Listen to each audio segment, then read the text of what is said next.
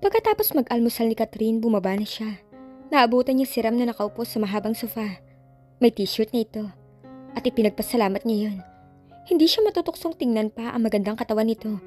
Ngunit sa isang banda, na-disappoint siya. Hindi niya alam kung bakit. What? Hindi ka ba magpapalit ng suot? Hindi na, later na lang. Sabi mo eh. Ngumisi ito kapag huway tumayo. Tara na. Hinawakan nito ang kanyang kamay at hinila siya palabas. Napatingin siya sa kanilang kamay na magkasugpong. Hindi niya mapigilan ang pagbalot sa kanya ng isang masarap at magaan na pakiramdam. Bakit? Bakit ganun ang nararamdaman niya? Anong espesyal sa pakiramdam na yon? Normal ba yon? Normal ba na maging masaya ka habang kahawak kamay ang lalaking nagpadukot sa'yo? Normal bang gumaan ang pakiramdam mo dahil lang sa kahawak kamay mo ang taong may binabalak against sa'yo? Normal ba talaga yon? She can't answer that. Biglang nagsulputan ang mga tanong na yon sa kanyang ulo. Ipinikit niya ang mga mata. Wala lang yun. Marahil kulang lang siya sa pahinga at sa tulog. Dahil sa pinag-iisip niya, hindi niya namalayan na nakalabas at malayo na sila sa bahay ng binata. Napansin niyang papasok sa gubat at tinatahak nila ni Ram. Nagtaka siya. Anong gagawin nila sa gubat? Nang biglang may maalala siya tungkol sa sinabi kagabi ni Ram. Napatigil siya sa paglalakad. Ipapalapa mo na ako sa lobo? Natatawang tumingin sa kanya si Ram. What? Hindi. Bakit ko naman gagawin yun? Hindi pa naman ako nababaliw.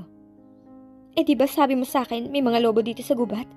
Yeah, pero sinabi ko lang sa iyo yun para hindi ka tumakas sa akin kagabi. Niloko mo ako? Hindi tinakot lang kita. Tigas kasi ng ulo mo. Ganun. Pero niloko mo rin ako. Hindi nga kita niloko. Kung makapagsalita ka naman dyan. Saan mo ako dadalhin? Secret. Bakit ba may pa-secret-secret ka pa? Why don't you just tell me where you're taking me? Para nga surprise, di ba? Surprise? Da. Sumunod ka lang sa akin. Okay. Basta wag mo ako ipapalapa sa lobo kung ayaw mo madagdagan ng mga kasalanan mo sa akin. Ngumiti ito ng matamis.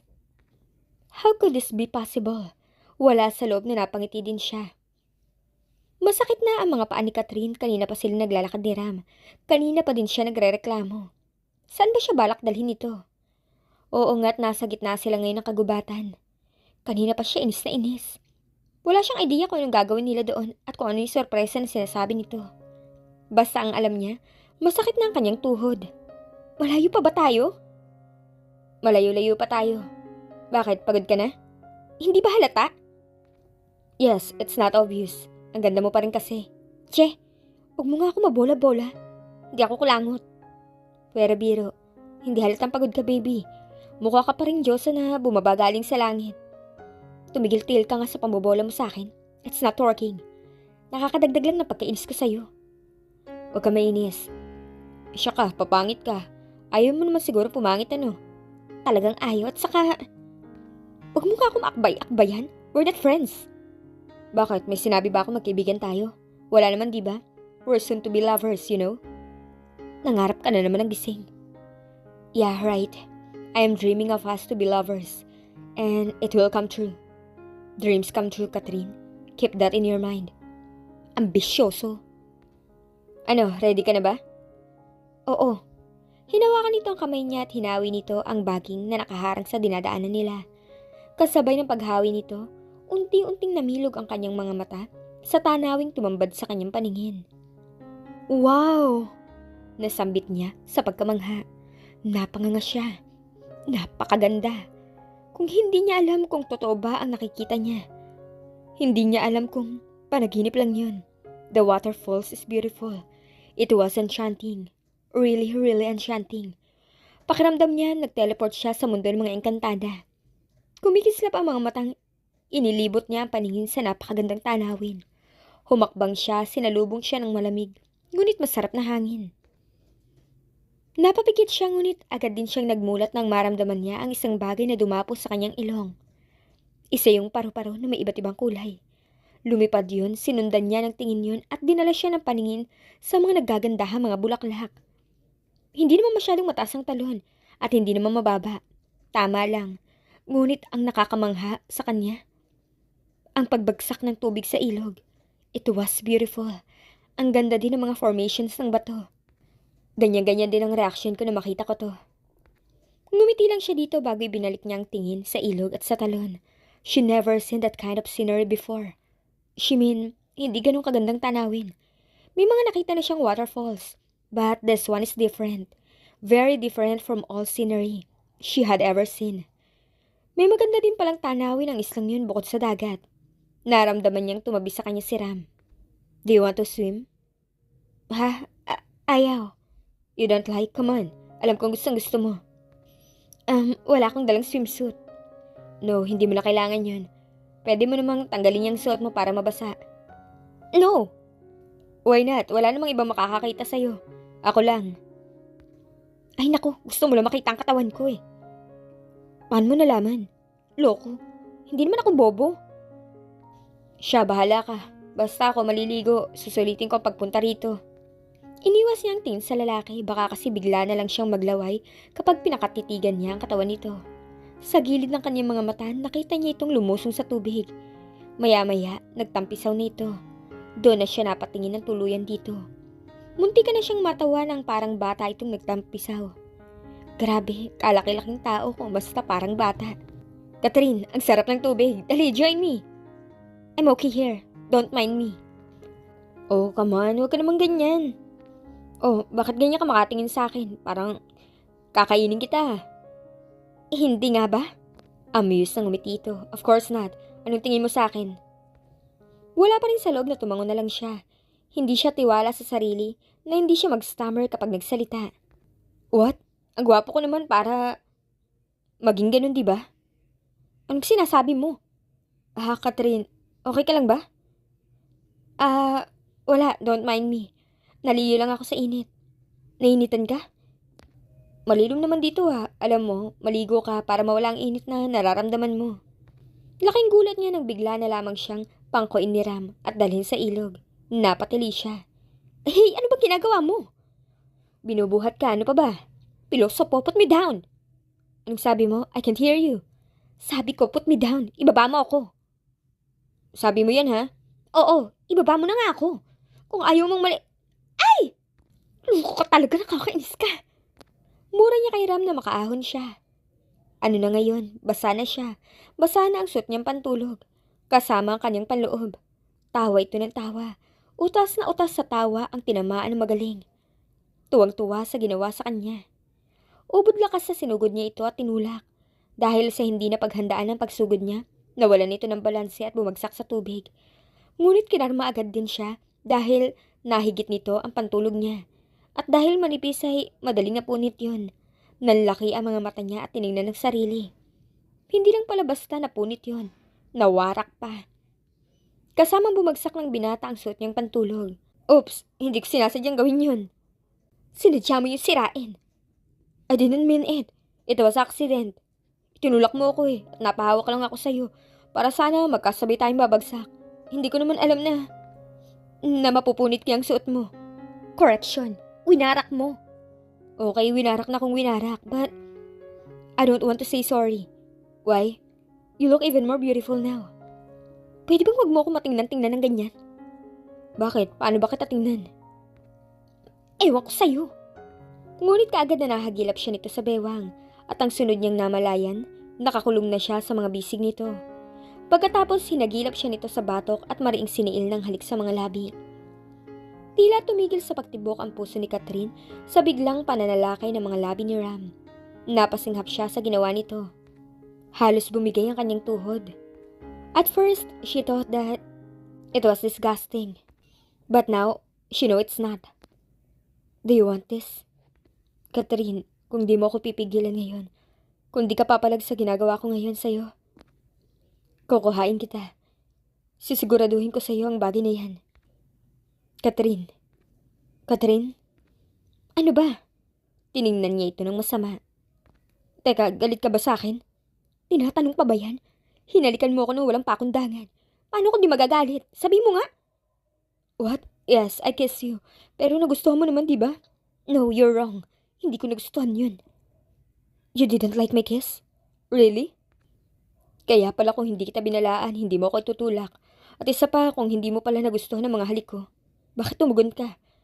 Bakit hindi mo nakuhang tumutol? Bakit hindi mo ako tinulak para matigil yun? Bakit? Bakit nga ba? Tanong niya rin sa sarili. Hindi ka makasagot. I'm asking you, Catherine.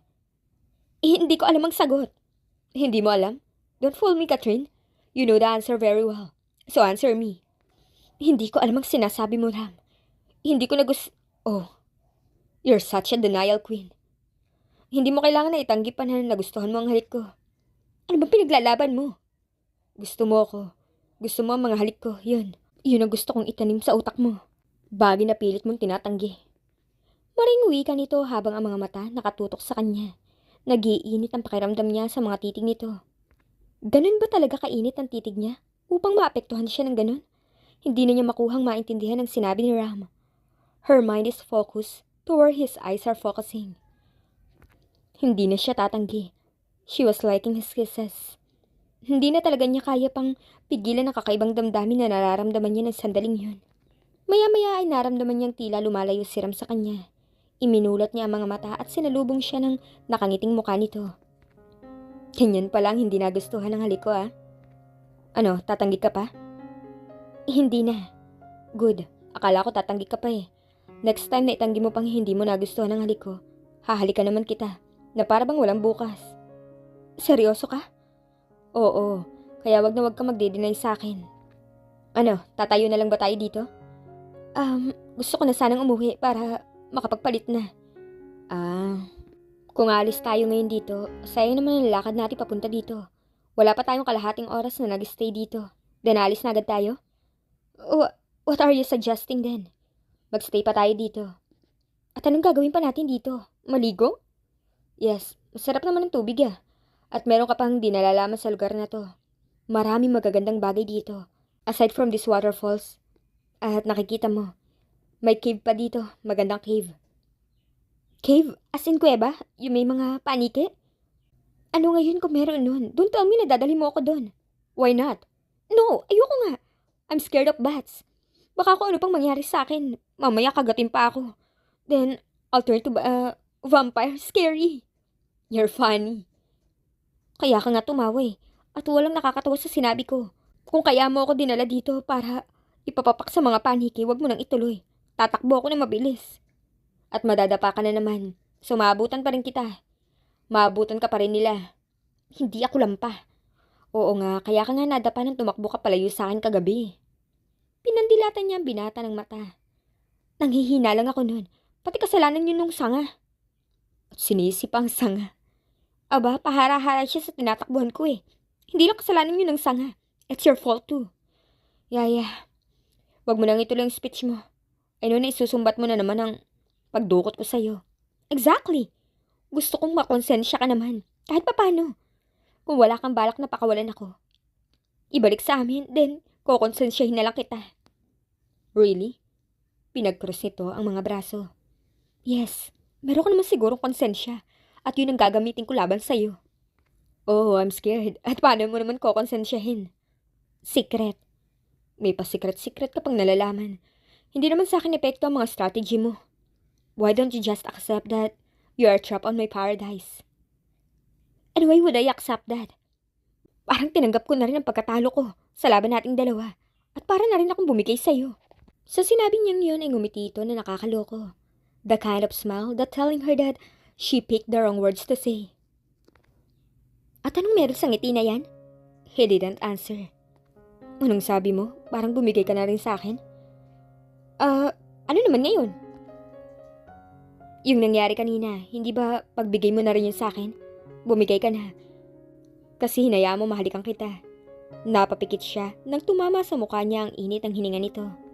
Nawawala na rin siya ng maisasagot dito. Parang naka-off ang pagiging brat side niya sa tuwing malapit ito ng ganon. She's not like that before. Kahit sino walang sinasanto ng bibig niya. She is going to say what she want and no one can stop her. Ngunit ngayon, dikitan lang siya ni Ram. Ganun na kaagad ang reaksyon ng katawan niya. Tila apoy ito at gas naman siya. Maglapit lang sila ay kakaibang apoy ang naglilihab. Tanggapin mo na ako, Catherine, and everything will be easier for you. Bulong ni Ram malapit sa tenga niya. Katatapos lang maligo ni Catherine ngunit tila nandun pa rin sa kanyang katawan ang init na nararamdaman. Nababad na nga siya sa bathtub at nagtagal pa sa ilalim ng shower pero hindi pa rin humupa ng tuluyan ng init. Ano kaya kung holy water na lang ang ibuhos niya sa katawan? O kaya ay maglagay siya ng bloke ng yelo sa bathtub? O kaya para di na mag-aksaya ng tubig, pumasok na lang siya sa refrigerator at i-freezer ang sarili. Kung ano-ano ang kahibangan na naman tuloy ang naiisip niya. Bakit hindi na lang siya magbabad sa dagat? Yun, isang kahibangan din. 3 oras na mula nang bumalik silang dalawa ni Ram sa bahay nito. Bakit ba naman kasi hindi siya makapag-move on? She was lost all of a sudden, and it starts when he began touching her. Isang oo at pagtango ang sinagot niya dito nang hindi sinasadya at nang hindi nag-iisip ng husay. That was a very big mistake she had done. Nanggigigil siya sa sarili. Inaakit siya ni Ram. At muntik na nga may mangyari sa kanila. Thank God hindi natuloy. Kumatok si Ram, tinungo niya ang pintuan at pinagbuksan ito. Bagong paligo din at humahalimuyak ang masculine scent ng gamit nitong sabon.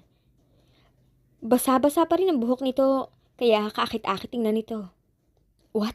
Did you say kaakit-akit? Whatever. Bakit? Bumaba ka na, sabay na tayo mag-lunch. Sige. Sino nagluto niyan? Tanong niya kay Ram nang nasa mesa na sila. May mga pagkain ng nakahain, bopis, sinigang at fried tilapia ang ulam. Mukhang masarap tingnan ng bopis. Paborito niya yon mula pa noon. Yun kasi ang hilig na lutuin ng kanyang yaya dati. Gustong-gusto niya yon kapag maanghang at mamantika pa. Sino pa ba? Siyempre ako. Tayo lang naman na nandito sa isla. Oo nga naman. Bakit nga ba niya natanong pa yun? Kailan ka pa natuto magluto? Dati pa, di ba? Nang nagtatrabaho pa lang ako sa inyo. Minsan na nagluluto ako. Hindi mo alam yun? Hindi. Sinabi na. Wala ka naman talaga kasi masyadong alam sa akin. Ewan ko ba naman kung bakit wala kang pakialam sa akin noon kahit naging tayo na. Hindi mo man lang pala alam na marunong ako magluto. Galit ka na niyan? Hindi. Dapat lang. Pakaganti ka na naman eh. Kinulong mo na ako dito sa isla mo. Yeah, right. Maraming pagkakataon ngayon na mas makikilala mo ako ng husay, Catherine. Hindi na siya sumagot. Nagsimula na siya kumain na magana. Busog na busog siya pagkatapos. Hindi niya namalayan na parami ang kanyang nakain. Napakasarap naman kasi ng pagkakaluto ng bopis ni Ram. Mas masarap yun sa luto na natikman niya noon. Mas maanghang pa. At halos siya lang ang nakaubos ng bopis.